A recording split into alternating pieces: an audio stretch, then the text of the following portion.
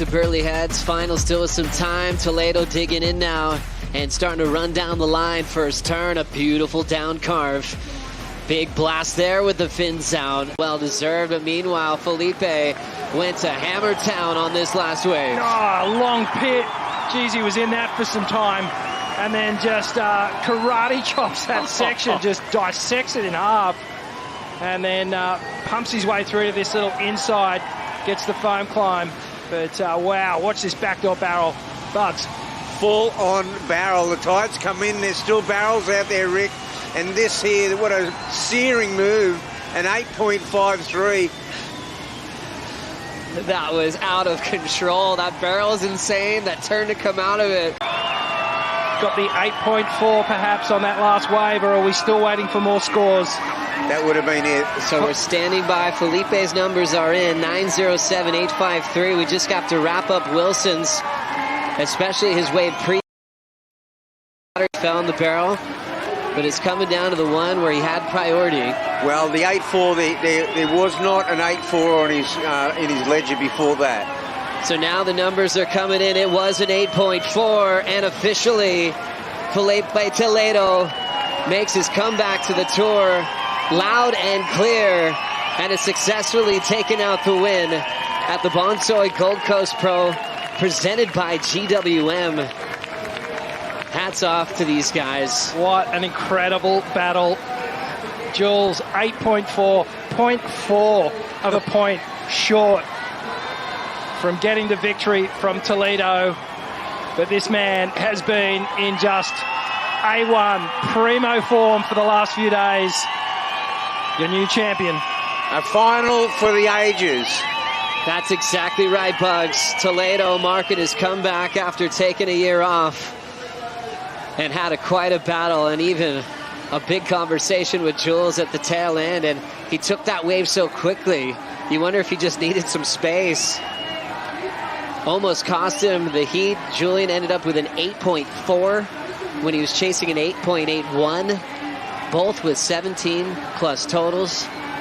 And Toledo now breaks the tie with Martin Potter on the all-time win list, goes to his 16th victory and his first of the season, now up to number 6 in the world. Incredible stuff.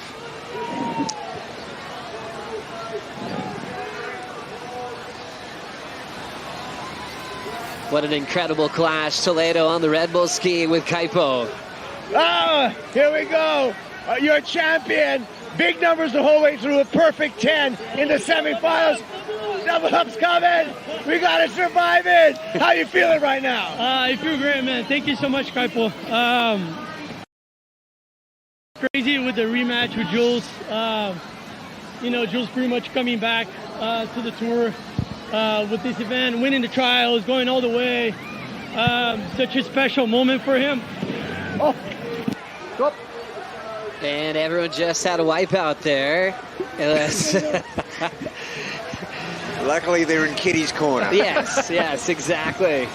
Kaipo's still got his hat and he's got his microphone. And what a classic interview. There we go. We'll catch up to Toledo later. He's going to be rolling in to enjoy the moment. And he will be on the podium to celebrate what's been a storied run in this event, where he found himself again, especially in the heat with Crosby Colapinto, where he started throwing 9s, throwing 8s. The happy smile came back, and he just went to town. Gosh, there was so much in this event, so much in this final. And there was some anger. And you know, Julian thought that Toledo had made a subtle move, and only he saw, and he thought that the judges didn't see it.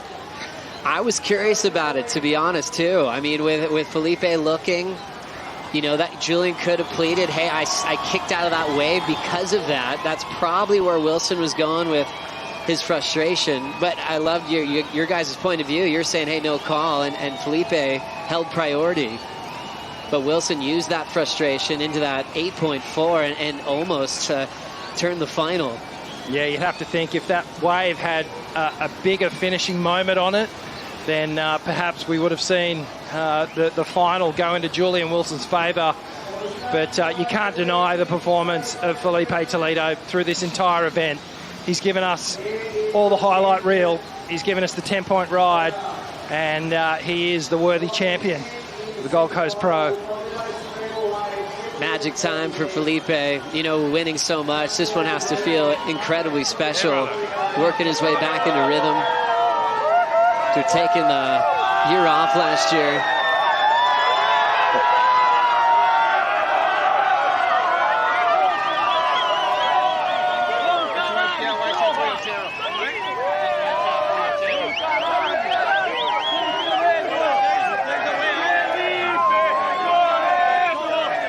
Just planning his route to the podium with the head of security. And he'll be collecting a very important trophy in what's been a storied career. The man from Ubatuba, Sao Paulo, Brazil, living in San Clemente for a long time, is reaching some of his best friends now. There's Bruno. And his trainer, Rafael, on the chair. How about this? Woo!